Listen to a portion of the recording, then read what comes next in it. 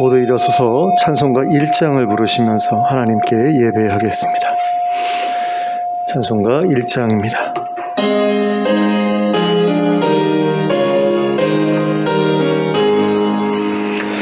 만복의 근원 하나님, 온 백성 찬송 드리고 저 천사여 찬송하세.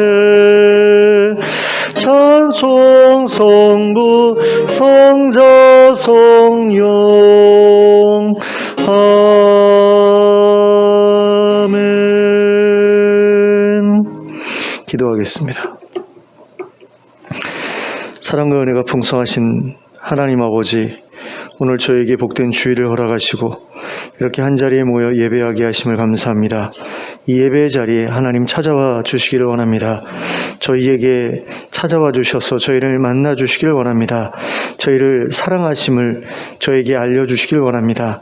저희를 귀하게 여기심을 저에게 알려주시길 원합니다. 그래서 저희가 이 자리에서 하나님의 그 사랑을 경험하고 느끼고 또 감사하게 하시고 또 그 안에서 평안을 누릴 수 있도록 은혜를 허락하여 주시옵소서. 이 시간에 성령으로 함께 하시면서 저희의 마음을 새롭게 하시고 저희의 삶을 새롭게 해주시길 원합니다. 그래서 하나님과의 만남이 저희 인생 가운데 일으키는 놀라운 변화의 역사를 경험하고 돌아갈 수 있도록 역사하여 주시옵소서. 예수 그리스도의 이름으로 기도하였습니다. 아멘.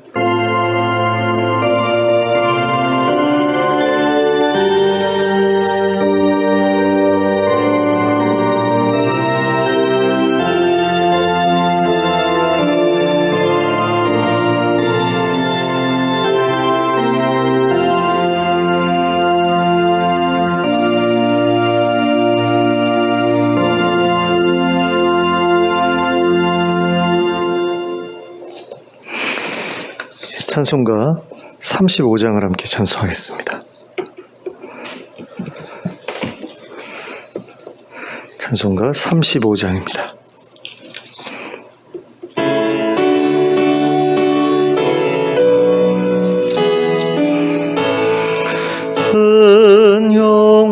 은영화로신 주 이곳에 오셔서 이 모인 자들로 주 백성 삼으사 그 중에 항상 계시고 그 중에 항상 계시고 큰 영광 나타내소서. 이 백성 기도와 또 예물 드림이 향내와 같으니 곧 받으옵소서. 주 예수 크신 복음을 주 예수 크신 복음을 난 백성 듣게 하소서. 또 우리 자손들 다 주를 기리고 저 성전돌같이 기나게 하소서.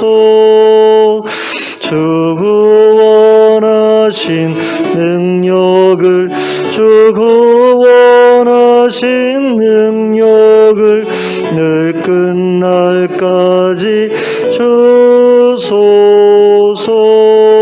주 믿는 만민이 참 진리 지키며 예성도들같이 주 찬송하다가 저 천국 보좌 앞에서 저 천국 보좌 앞에서 늘 찬송하게 하소서.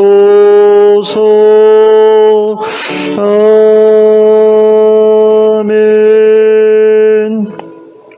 교독문 53번 시편 121편을 함께 교독하겠습니다. 교독문 53편 교독문 53번 시편 121편입니다. 제가 먼저 시작합니다. 내가 산을 향하여 눈을 들리라. 나의 도움이 어디서 올까? 나의 도움은 천지를 지으신 여호와에게서로다. 여호와께서 너를 실족하지 아니하게 하시며 너를 지키시는 이가 졸지 아니하시리로다. 이스라엘을 지키시는 이는 졸지도 아니하시고 주무시지도 아니하시리로다. 여호와는 너를 지키시는 이시라. 여호와께서 내 오른쪽에서 내 그늘이 되시나니 낮의 해가 너를 상하게 하지 아니하며 밤의 달도 너를 해치지 아니하리로다. 여호와께서 너를 지켜 모든 환난을 면하게 하시며 또 내 영혼을 지키시리로다. 여호와께서 너의 출입을 지금부터 영원까지 지키시리로다. 아멘. 사도신경으로 우리의 신앙을 고백하겠습니다. 전능하사 천지를 만드신 하나님 아버지를 내가 믿사오며 그 외아들 우리 주 예수 그리스도를 믿사오니 이는 성령으로 잉태하사 동정녀 마리아에게 나시고 본디오 빌라도에게 고난을 받으사 십자가에 못 박혀 죽으시고 장사한 지 사흘 만에 죽은 자 가운데서 다시 살아나시며 하늘에 오르사 전능하신 하나님 우편에 앉아 계시다가 저리로서 산자와 죽은 자를 심판하러 오시리라.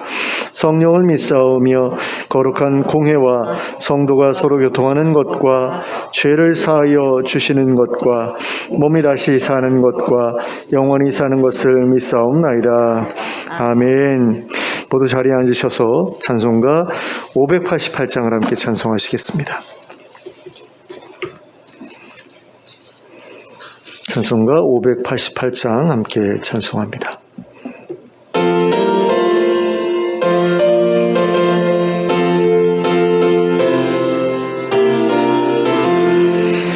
공중 나는 새를 보라.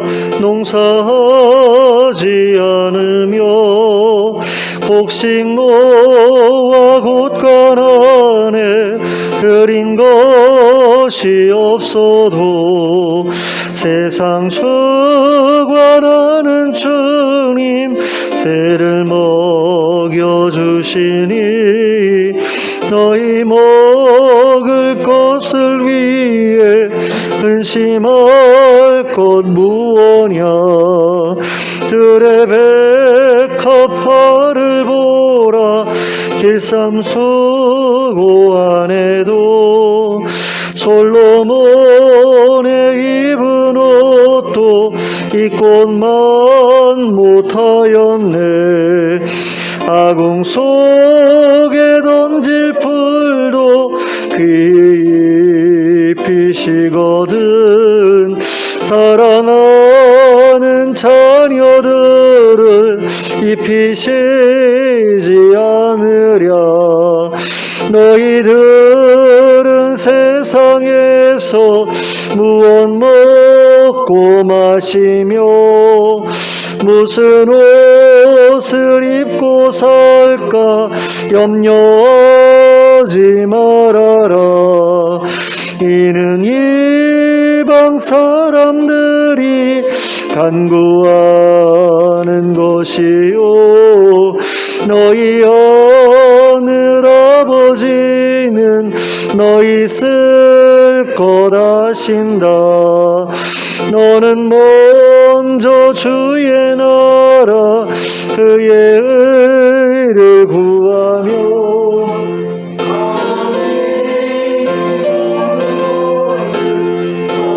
너희에게 주시리.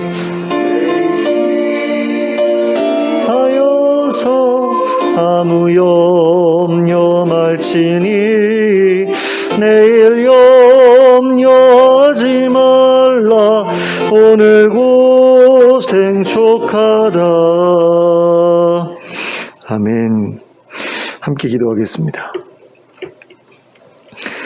사랑과 은혜가 풍성하신 하나님 아버지, 하나님께서 저희를 사랑하여 주시고 저희를 하나님의 자녀 삼아주신 것을 감사합니다.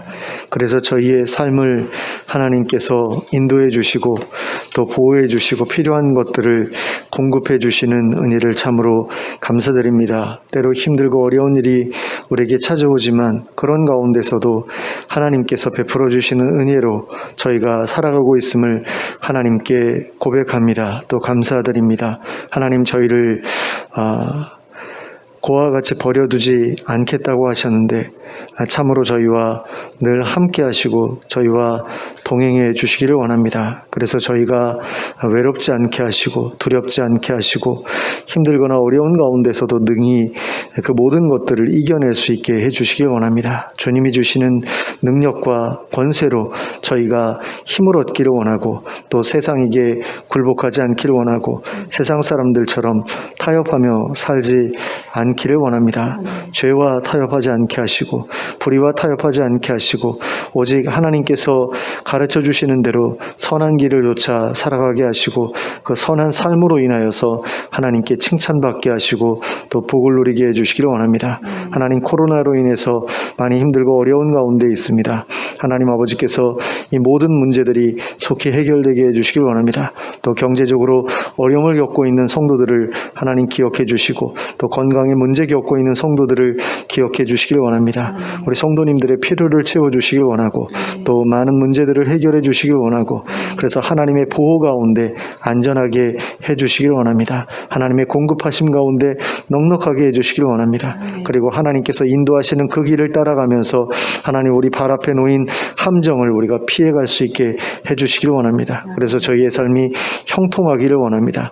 그리고 하나님과 동행하는 모습을 많은 이들에게 보여줄 수 있기를 원합니다. 저희가 하나님께서 저희와 함께 하시는 그런 모습들을 믿지 않는 사람들에게 보여줄 수 있게 해주시고 또 하나님께서 저희 가운데 계셔서 저희가 화목하고 서로 사랑하는 모습을 세상 사람들 앞에 보여줄 수 있게 해주시길 원합니다. 저희가 서로를 가족으로 여기게 하시고 서로를 사랑하게 하시고 서로의 부족함을 채우게 하시고 서로를 격려하고 위로하면서 힘을 모아 하나님의 뜻을 이루어가는 그 일에 헌신할 수 있게 해주시길 원합니다. 그래서 저희의 가정이 하나님 나라처럼 되고 저희의 교회가 하나님 나라처럼 되기를 원합니다. 정말로 하나님이 함께 하시는 그 증거들이 계속해서 저희들 가운데 나타나게 되기를 원합니다. 주님, 은혜를 허락하여 주시옵소서. 또 해외에 나가 사역하고 계시는 많은 선교사님들을 기억해 주시고 저희가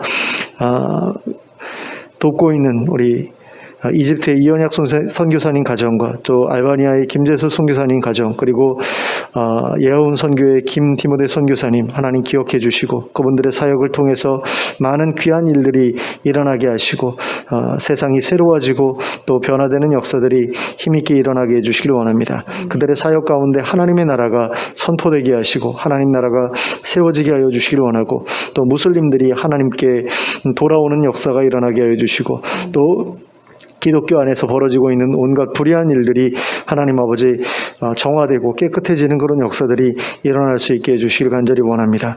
또 하나님 아버지, 이 나라를 하나님께 의탁드립니다. 하나님, 우리가 이 땅에서 나그네로 살아가고 있지만 그러나 우리가 몸담고 있는 이 국가를 하나님께서 지켜주시고 또 이 국가가 평안하게 하시고 이 국가가 악한 국가가 아니라 선한 국가 되어서 주변국들과 화목하게 지내고 또 주변국들을 도울 수 있는 그런 여력 있는 그런 국가 될 수 있도록 주님 은혜를 베풀어 주시옵소서. 정말 하나님께서 보시기에 아름다운 그런 나라가 되어서 또 다른 나라들에게 하나님 선한 영향력을 행사할 수 있게 해주시고 또 우리로 인하여서 이 땅의 평화가 이루어지게 하여 주시길 간절히 원합니다. 또 하나님 아버지, 우리가 이 시간에 하나님 앞에 예배하는 그 모든 것들을 하나님 기쁘게 받아주시길 원합니다. 저희의 찬양과 기도와 예물을 기쁘게 받아주시고 특별히 예물이 하나님의 뜻 가운데서 온전하게 사용되어서 많은 이들에게 도움이 되게 하여 주시길 원합니다. 낭비되지 않게 하여 주시고 귀한 일에 사용되게 하여 주시길 원합니다. 또 하나님 아버지, 이 시간에 저희에게 하늘의 신령한 복으로 채워주시길 원합니다. 성령으로 기름 부어주시고 또 하나님의 능력과 권세를 더입혀 주시고 하나님의 은혜가 저희의 마음을 사로잡게 하시고 하나님의 말씀이 저희를 감동하게 하여서 하나님의 뜻에 헌신하는 그런 마음이 될 수 있도록 이 시간 역사하여 주시옵소서. 예배의 시종은 하나님께 다시 한번 의탁드리오며 예수 그리스도의 이름으로 기도하였습니다. 아멘.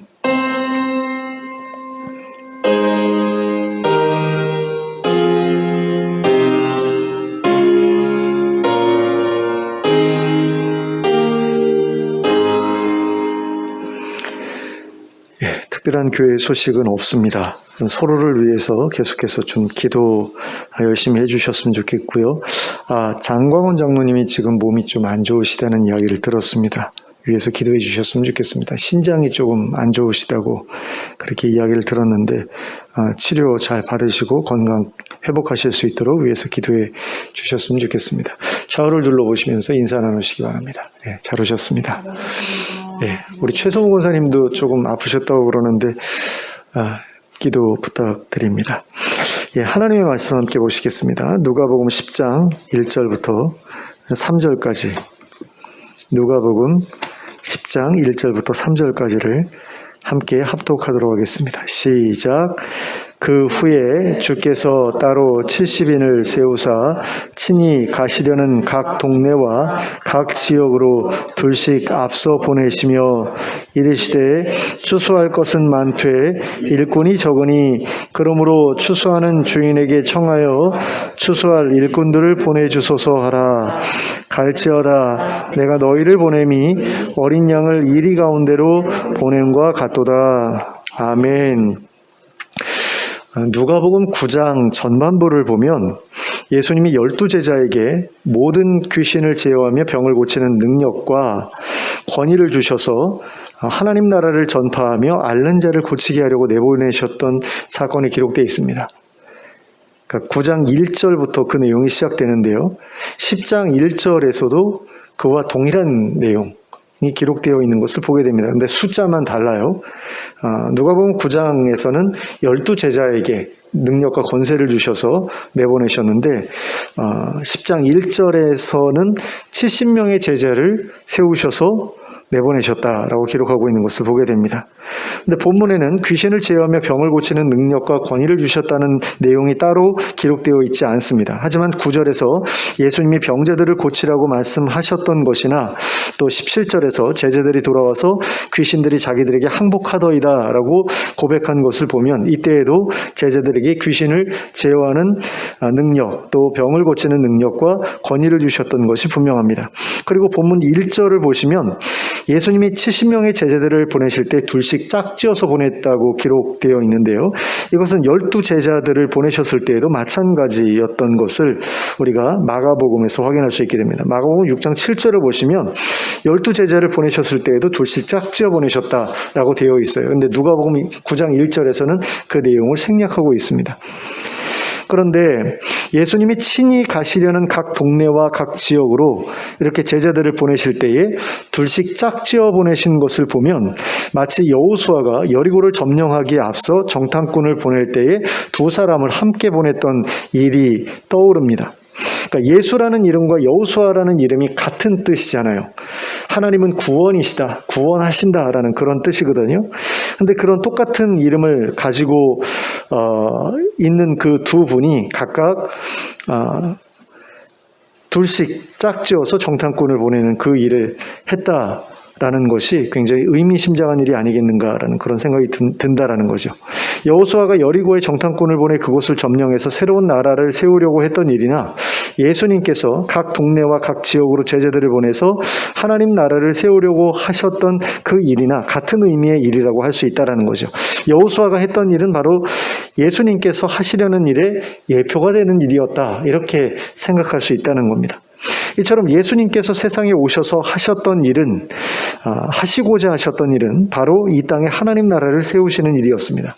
하나님을 경외하는 사람들을 국민으로 삼아 새로운 나라를 이 땅에 세우는 것이 바로 예수님께서 하고자 하셨던 일이었다라는 겁니다. 바로 그 일을 위해서 예수님은 12명의 제자들을 키우셨고, 그 일을 위해서 그 12명의 제자들을 여러 곳으로 둘씩 짝지어서 파송하셨습니다. 그런데 예수님께서는 12명의 제자만으로는 부족하다라고 생각하셨습니다. 그래서 거기에 더해서 더 많은 제자들을 키워내시죠.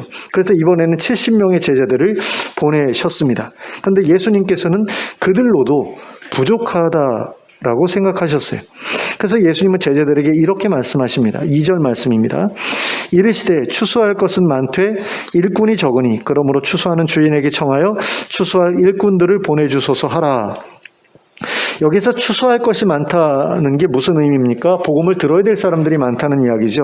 아직까지 복음을 들어본 적이 없는 사람들이 많다는 겁니다. 그러므로 그들에게 복음을 전할 사람들이 더 필요하다는 거죠. 그러면 그 문제를 해결하기 위한 예수님의 방법은 무엇입니까? 바로 하나님께 기도하는 것이었습니다. 예수님께서는 제자들을 향해 추수하는 주인에게 청하라고 하셨어요. 하나님께 청하라고 하신 거죠. 그래서 무엇을 구하라고 하셨습니까? 추수할 일꾼들을 더 보내달라고 구하라고 하셨습니다. 복음 전할 사람들을 더 보내달라고 기도하라는 거죠. 제자들이 더 늘어나게 해달라고 기도하라는 겁니다. 근데 한번 생각해 보셨으면 좋겠어요. 앞에서도 살펴봤지만 이 당시의 제자들은 서로 누가 높으냐를 가지고 다투고 있었던 상태였습니다. 그들은 더 높아지고 싶었고 더 큰 사람이 되고 싶었습니다. 그래서 서로를 동역자로 생각하기보다는 경쟁 상대로 생각하고 서로 경쟁하고 있었죠. 그런데 예수님께서는 당신의 제자를 12명에서 만족하지 않고 70명으로 늘리셨던 거거든요. 기존의 제자들의 입장에서 보면 경쟁자가 전보다 몇 배는 더 늘어나게 된 겁니다. 12명에서 70명이 된 거예요. 이 포함한 70명이냐 아니면 12명을 제외한 70명이냐 그거는 여기에 나와 있지 않아요. 근데 제가 생각할 때는 포함한 70명 같아요. 그렇더라도 대여섯 배 정도가 늘어나게 된 거죠. 근데 예수님께서는 그 숫자들로도 부족하다고 하시는 겁니다. 제자들을 향해서 하나님께 더 많은 제자들을 보내달라고 기도하라고 하셨다라는 거죠. 70명을 보내시면서 니들로도 부족한 것 같아 라고 말씀하셨다라는 거예요.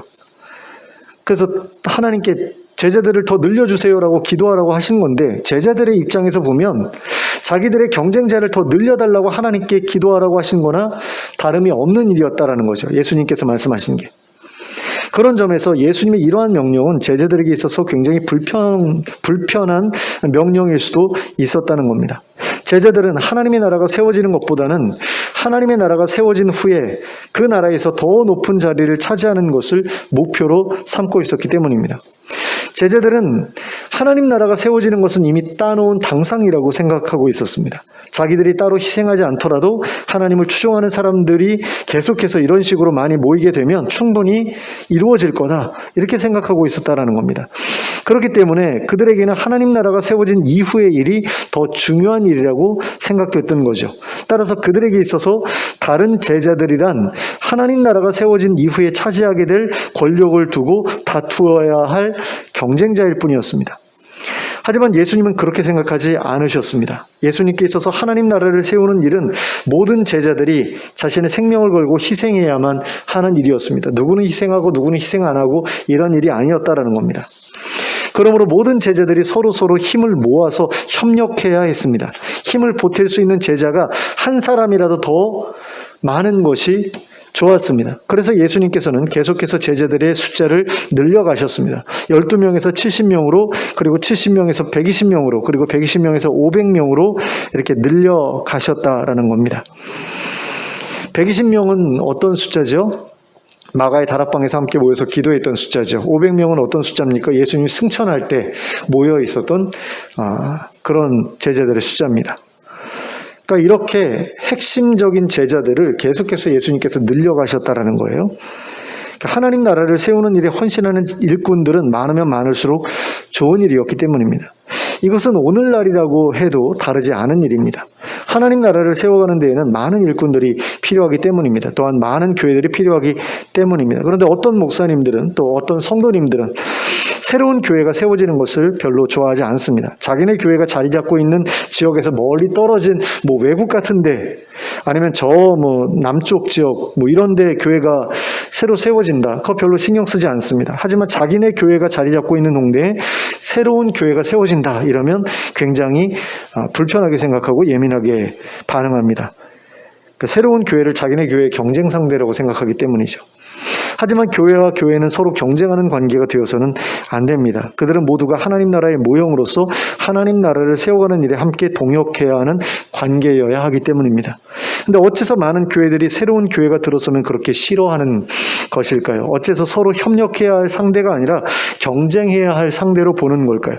그것은 교회의 존재 목적을 하나님 나라의 건설에 두지 않고 있기 때문입니다. 다른 교회보다 큰 교회가 되는 것, 다른 교회보다 많은 성도들이 모이고 다른 교회보다 좋은 평판을 얻게 되는 것이 그 교회의 존재 목적이 되어버렸기 때문이라는 겁니다. 그래서 그들은 자기네 교회에 다른 교회가 세워지지 않기를 바랍니다.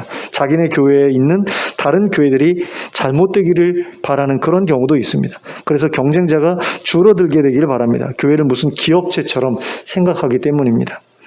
실제로 이런 일들이 많이 벌어집니다. 어느 교회에 어떤 목사가 어떤 잘못을 했다. 그러면 다른 교회에서 다른 교회 성도들을 통해서 그 소문이 동네에 쫙 퍼집니다. 그래서 저 교회는 나쁜 교회야. 그러니까 우리 교회를 올려면 우리 교회를 나와.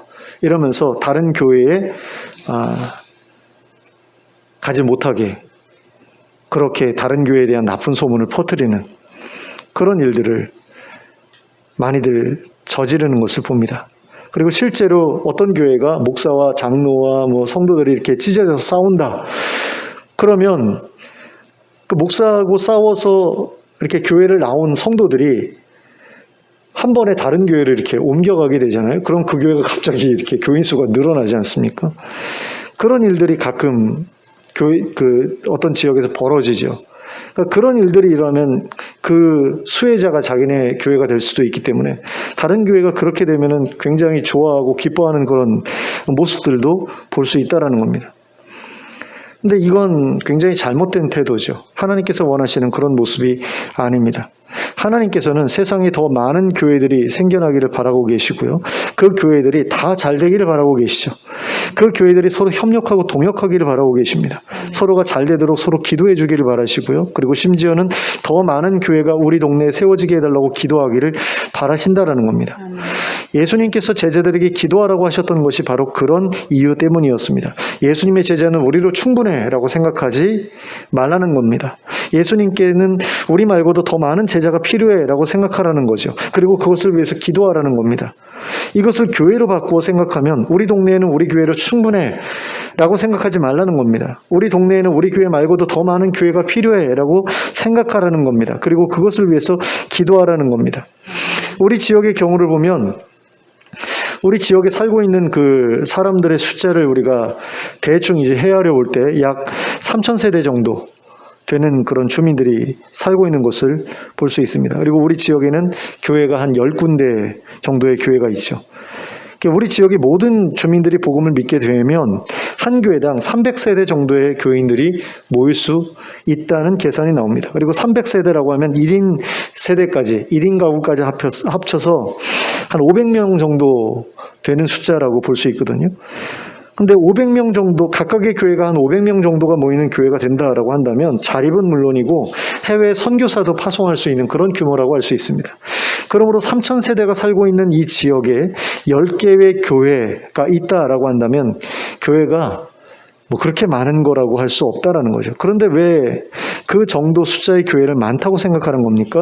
안 믿는 사람들에게 복음을 전해서 새로운 교인을 만드는 일이 쉽지 않기 때문이죠. 그래서 이미 믿는 사람들을 놓고 서로 갈라먹기 또는 빼앗기 경쟁을 하고 있기 때문에 그 교회들이 많다라고 생각하는 거예요. 그러니까 이 지역에서 예수 믿는 사람들의 숫자가 그렇게 많지 않은데 그 사람들을 놓고서 서로 갈라먹게 하고 서로 빼앗게 하고 그렇게 생각을 하다 보니까 교회가 많다라고 생각하는 거지, 이 동네에 있는 불신자들의 숫자를 생각한다면 그리고 그들 모두가 하나님께로 돌아온다라는 것을 생각한다면 10개의 교회는 그렇게 많은 교회라고 할 수 없다라는 겁니다. 근데 믿지 않는 사람들에게 복음을 전하는 게 이렇게 쉽지 않다. 라고 한다면 교회들끼리 더 힘을 모아야 맞는 일 아니겠습니까? 그런데 우리는 어째서 그렇게 하지 못하고 있는 걸까요? 그것은 앞서 말씀드렸던 것처럼 교회의 목적이 하나님 나라의 건설이 아니라 다른 교회보다 더 커지는 것으로 옮겨갔기 때문입니다. 제자들이 다른 제자들보다 더 커지려고 했던 것처럼 교회들도 다른 교회들보다 더 커지려고 하기 때문에 서로 협력의 대상이 아닌 경쟁의 대상으로 보게 되었다라는 거죠. 그 다음으로는 교회가 하나님의 능력과 권위를 잃어버렸기 때문입니다. 교회가 하나님의 능력과 권위를 여전히 가지고 있다고 한다면 지금보다 더 많은 사람들에게 복음을 전할 수 있지 않겠습니까? 또 그렇게 되면 더 많은 사람들로 하여금 하나님을 믿게 만들 수 있을 것 아니에요. 그리고 그렇게 해서 교회에 사람들이 차고 넘치게 되면 서로 교인들을 갈라먹고 빼앗고 하는 일 같은 데에는 관심을 갖지 않게 될 거 아닙니까? 근데 오늘날의 교회는 하나님의 능력과 권세를 잃어버렸거든요. 교회를 통해 하나님 나라의 표적이 나타나는 것 보기가 힘들어졌잖아요. 귀신들이 쫓겨나가고 질병과 장애로부터 자유케 되는 일들 보기 어렵게 되지 않았습니까? 또 중독에서 벗어나게 되는 것들도 보기 어렵게 됐잖아요. 그렇기 때문에 사람들이 하나님을 믿을 수 없게 된 거죠. 교회에 다녀야 할 이유를 찾지 못하게 된 겁니다. 교회에 다녀봤자 상담을 받고 정신과에 다니는 것보다 못하다고 생각하게 됐기 때문에 굳이 교회 같은데 뭐하러 다녀 이렇게 생각하게 된 거죠. 그래서 복음을 전해도 받아들이는 사람들이 많지 않게 된 겁니다. 그런 이유로 소수의 믿는 사람들을 놓고 자기네 교회로 데려가려고 경쟁하는 일이 벌어지게 되었다라는 겁니다. 마지막으로 교회가 또 목사가 또 성도들이 규모와 명성에 대한 경쟁심에 사로잡혀 버렸기 때문입니다. 자기네 교회가 다른 교회들보다 더 커지기를 바라는 목사의 내면을 한번 들여다보면 거기에는 지독한 경쟁심이 자리 잡고 있는 것을 볼 수 있습니다. 그리고 그런 경쟁심을 가진 목사는 자기네 교회의 교인들 간에도 서로 경쟁하도록 부추기는 것이 일반적입니다. 그러니까 전도도 경쟁적으로 하게 만들고 헌금도 경쟁적으로 하게 만든다라는 거죠. 그래가지고 교회에 열심을 내가지고 교회 규모를 계속해서 키우게 하고 그런 가운데 다른 교회와도 경쟁하게 하는 그런 어떤 마음가짐을 가지고 목회를 하는 목사들로 인해서 성도들도 변질이 되고 교회도 변질이 되고 이런 일들이 벌어졌기 때문에 불신자들을 이렇게 끌어와서 불신자들에게 복음을 전해서 하나님 나라를 세우고 그런 일을 위해서 교회들끼리 힘을 모으고 이런 일에 마음을 쏟을 수 없게 됐다는 겁니다. 하지만 그렇게 교회들끼리 서로 커지겠다고 경쟁하는 것은 결코 하나님의 뜻이 아니지요. 그것은 하나님께서 미워하시는 일이고 하나님의 뜻을 방해하는 그런 일이라고 할 수 있습니다. 예수님은 3절에서 이렇게 말씀하셨어요. 갈지어다 내가 너희를 보냄이 어린 양을 이리 가운데 보낸 것 같도다. 자, 예수님께서는 제자들을 어린 양이라고 하셨고 세상을 이리라고 하셨습니다. 여기서 제자들 대신에 교회를 넣으면 교회는 어린 양이고 세상은 이리인 거죠. 이 비유가 의미하는 바가 무엇입니까? 제자들은 순수하고 세상은 탐욕스럽다라는 겁니다. 교회는 순수하고 세상은 탐욕스럽다라는 거죠. 그래서 교회는 세상에 잡아먹히기 딱 좋다 하는 겁니다. 그러니 어떻게 해야 한다는 겁니까? 제자들이 힘을 모아야 한다는 거죠. 더 많은 제자들이 함께 일해야 한다는 겁니다. 그래서 더 많은 일꾼들을 하나님께 보내달라고 기도해야 된다는 겁니다. 이 교회도 마찬가지라고 할 수 있습니다. 더 많은 교회들이 함께 힘을 모아야 합니다. 더 많은 교회들이 함께 일해야 합니다. 그래야 세상이 잡아먹히지 않을 수 있습니다. 그러므로 더 많은 교회가 세워지게 해달라고 기도하는 것이 맞습니다. 더 많은 교회가 힘을 모으게 해달라고 기도하는 것이 맞습니다. 그런데 오늘날의 교회들은 세상에 잡아먹히지 않겠다고 하면서 다른 교회들과 힘을 모으는 대신에 세상과 마찬가지로 이리처럼 굴고 있는 것을 보게 됩니다. 세상이 그런 것처럼 다른 교회를 잡아먹으려고 하는 그런 모습을 봅니다. 교회가 동족을 포식하는 변종으로 진화해버린 것처럼 그렇게 보일 정도입니다. 마치 영화 속에 등장하는 좀비처럼 교회가 변질돼 버렸다라는 겁니다. 생명력을 잃어버린 교회들이 다른 생명력 있는 교회를 물어뜯어서 자기네 교회처럼 생명력을 잃어버리게 만드는 일들이 벌어지고 있다라는 거죠. 이런 일이 계속해서 벌어지는 가운데 교회들이 완전히 타락하게 된 그런 상태가 오늘날의 모습이라는 겁니다.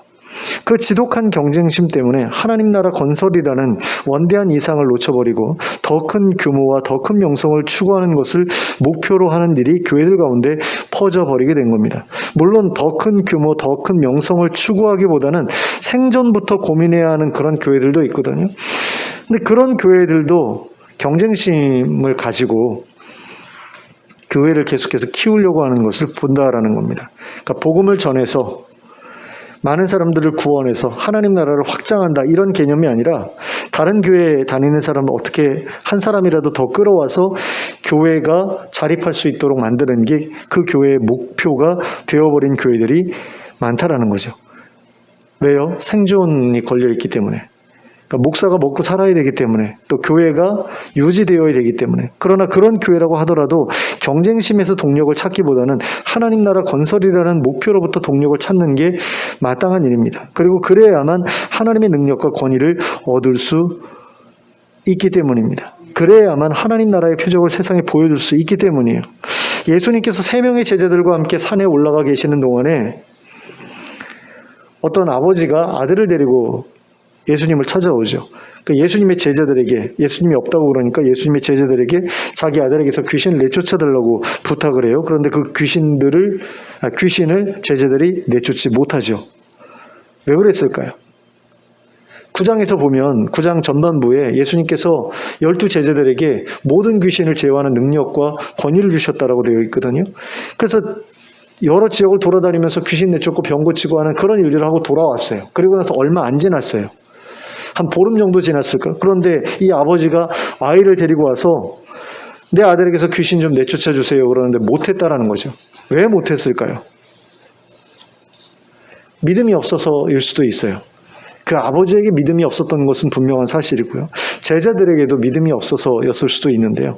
저는 그 믿음이 없었다라는 이유보다 패역한 세대라고 예수님께서 책망하셨던 그 부분이 더 중요하다는 생각이 들어요. 그러니까 패역하다라는 말이 무슨 뜻이냐면 그릇되었다라는 뜻이거든요.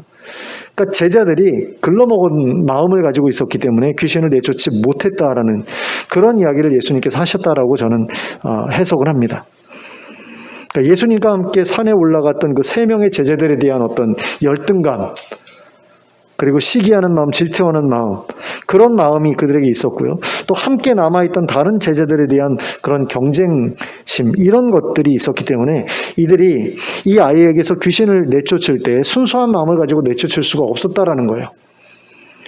무슨 마음을 가지고 이 아이에게서 귀신을 내쫓으려고 했을까요? 내가 내쫓아야지. 이런 마음 있었을 것 같아요. 다른 놈들은 몰라도 나는 내쫓아야지. 왜요? 내가 이 아이에게서 귀신을 내쫓아야 다른 제자들보다 자기가 더 큰 제자가 되잖아요. 내가 더 예수님께 쓸모있는 존재라는 사실을 입증할 수 있게 될 것 아닙니까? 내가 이 귀신을 내쫓아서 다른 제자들의 코를 눌러놓고 저들보다 내가 더 높은 자리에 앉을 자격이 있다는 것을 증명해야지. 이런 글러먹은 마음 가지고 귀신을 내쫓으려고 했기 때문에 귀신이 쫓겨나가지 않았던 것이다라는 겁니다. 오늘날의 교회들이 하나님 나라의 표적을 세상에 보여주지 못하는 이유도 마찬가지라고 생각됩니다. 다른 교회들보다 우리 교회가 더 나은 교회라는 그런 것을 세상에 보여주려고 하다가 그 순수하지 못한 태도로 인해서 오히려 세상으로부터 외면당하게 되어버린 것이 아니겠는가라는 겁니다. 왜요? 능력과 권세가 나타나지 않기 때문에. 그러니까 순수한 그런 양 같은 그런 마음을 가지고 교회가 세워져 가야 되는데 사나운 이리 같은 마음 가지고서 다른 교회를 잡아먹어서라도 우리 교회를 키워야지라는 그런 마음을 가지고 교회를 세워가다 보니까 하나님의 능력과 권세를 유지할 수 없게 된 겁니다. 하나님께서 아예 능력과 권세도 주지 않으셨고 또 그 능력과 권세를 통해서 하나님의 기적이 나타나는 것도 허락하지 않으셨고 그렇게 되었다라는 거죠. 순전한 양 같으면 하나님께서 능력과 권세를 주실 텐데 그래서 하나님 나라의 일을 힘있게 해나갈 수 있도록 하나님 나라의 표적을 일으켜 주실 텐데 그러면 많은 곡식을 추수하게 될 텐데 그걸 못해서 제살 깎아먹기를 하고 있다라는 거죠. 근데 우리는 정말 우리 교회가 참 교회라고 한다면 우리는 이리처럼 굴지 않아도 충분해요. 경쟁심을 동력으로 삼지 않아도 충분합니다. 그래도 우리는 교회로 존재할 수 있고 교회로서의 사명을 감당할 수 있습니다. 작은 교회라고 교회가 아닌 게 아니잖아요. 교회다움을 잃어버릴 때 교회는 교회가 아닌 다른 것이 되지요. 아주 이상한 것이 되어버리고 말지요. 그게 오늘날의 교회들이 보여주고 있는 모습 아닙니까? 마치 좀비처럼 내가 좀비한테 물려가지고 내가 좀비가 돼요. 그 다음에는 다른 좀비를 또 물어뜯고 다른 사람들을 물어뜯어서 그들도 좀비가 되게 만들고 경쟁심에 사로잡혀가지고 그 경쟁심을 전염시키는 거예요. 전도 뭐 대잔치 뭐 이런 걸 하면서 승용차를 그 상품으로 걸어가지고 교인들끼리 경쟁하게 만들고 그래가지고 어느 교회가 막 이렇게 커졌다 그럼 다른 교회에서도 우리는 좀 더 큰 승용차를 상품으로 걸래 이래가지고 계속해서 경쟁심이 전염돼가지고 교회가 교회 아닌 이상한 게 되어버리고 만 것이 바로 오늘날의 교회의 모습이라는 겁니다. 우리는 그런 이상한 교회가 아닌 순전한 교회로 남아있게 되기를 바랍니다. 경쟁심이 아니라 하나님 나라 건설이라는 목표를 동력으로 삼는 교회로 남아있게 되기를 바랍니다. 그래서 하나님이 주시는 능력과 권위를 힘입어서 많은 이들에게 복음을 전할 수 있게 되길 원합니다. 그리고 하나님 나라의 표적을 보여주는 그런 교회가 될 수 있길 바랍니다. 그래서 정말로 하나님 나라를 세우는데 쓸모있는 교회로 남아있게 되기를 바랍니다. 이 일을 위해서 우리 내면의 경쟁심을 버리고 다른 교회, 다른 성도들과 함께 힘을 모아 하나님 나라를 세워가는 일에 마음을 열기로 결단하는 저와 여러분이 될 수 있기를 예수 그리스도의 이름으로 축원합니다. 기도하겠습니다. 사랑의 하나님, 우리 안에 뿌리 내리고 있는 지독한 경쟁심으로부터 벗어날 수 있게 해주시길 원합니다. 또 하나님 나라의 건설을 우리의 꿈과 목표로 삼을 수 있게 해주시길 원합니다. 그 일에 함께 힘을 모을 사람들을 보내주시길 원합니다. 또 그 일에 함께 힘을 모을 교회들을 세워주시길 바랍니다. 그래서 그들과 함께 하나님 나라를 세워가는데 쓸모있게 또 함께 동역하게 해주시길 원합니다. 예수 그리스도의 이름으로 기도하였습니다. 아멘. 모두 일어서서 찬송가 501장을 함께 찬송하겠습니다.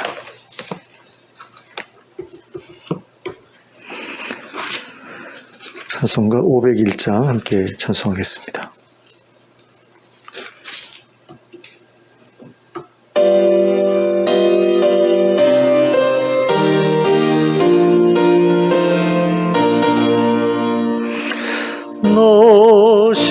너시오나 이 소식 전파라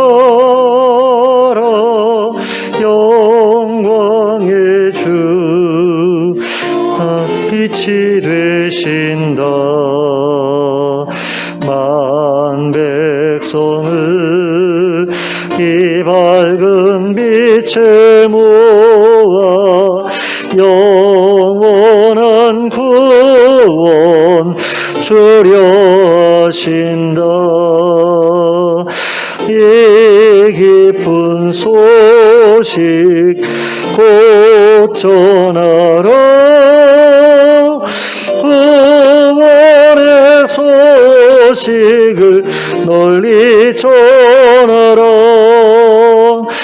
죄 사슬에 얽매여 있는 사람 하도 많아 다 셀 수 없구나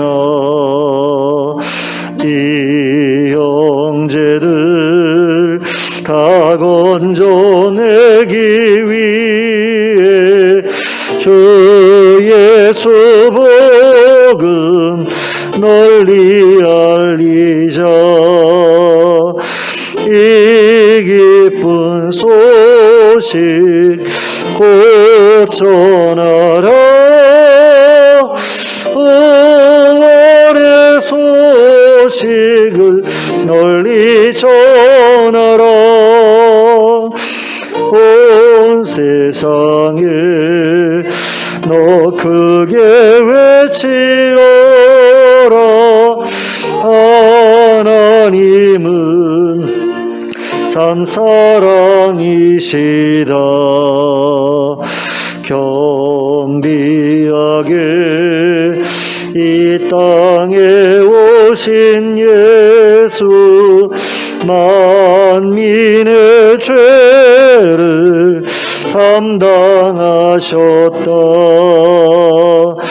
이 기쁜 소식 곧 전하라.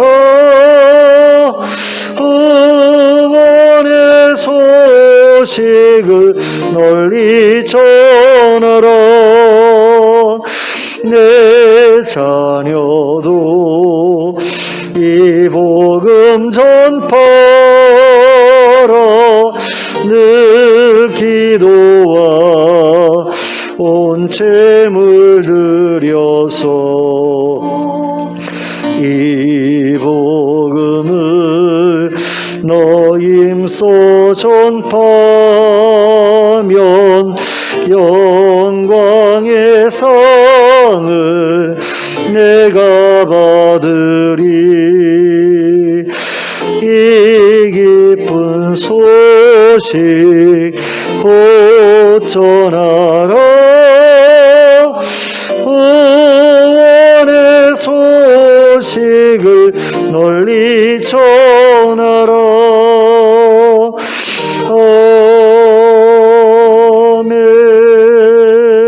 아멘. 함께 기도하겠습니다. 이제는 우리 주 예수 그리스도의 은혜와 하나님 아버지의 극진하신 사랑하심과 성령님의 감동감화 교통하심이 자신의 내면에 자리 잡고 있는 지독한 경쟁심을 벗어버리고 하나님 나라 건설을 위해 다른 교회 다른 성도들과 힘을 모아 동역할 것을 다짐하고 돌아가는 주의 백성들 머리 위에 지금부터 영원토록 함께 하실지어다. 아멘.